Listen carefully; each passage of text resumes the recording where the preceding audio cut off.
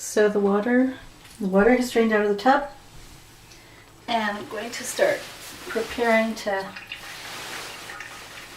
hang the gown on a clothing rack. And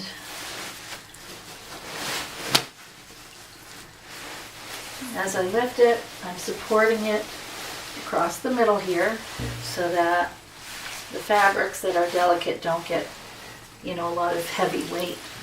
So most of the weight is on this side, which has the bodice, and that's probably the heaviest part.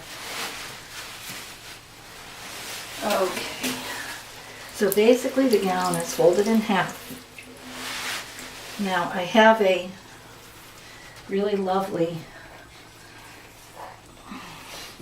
small drying rack, and you really cannot, it would not be a good idea to dry this, to dry the gown on something that's not strong and made of wood. Obviously I need to set it outside the tub. They make these smaller racks that are made of plastic, but a plastic rack is never going to hold the weight of this gown. So again, I'm finding the middle, making sure that these straps are not tangled up and holding any weight. And the first draining session, so to speak, I'm not going to be fussy about how it is set on the rack, because you can't play with it too much while it's wet. It's so heavy.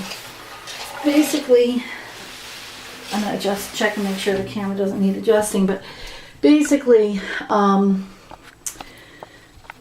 this first draining or dripping session, I guess it's a good word for it, is to get most of the weight out. And after it has done a really good bit of dripping, then we can be a little more particular about arranging it. So the under layers, I'm trying to spread them just a bit and investigating to see if I have any twists.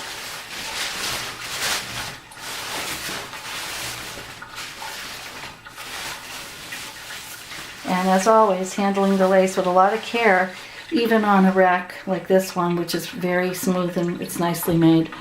There are edges. You don't want to catch any part of the lace onto something that would snag it.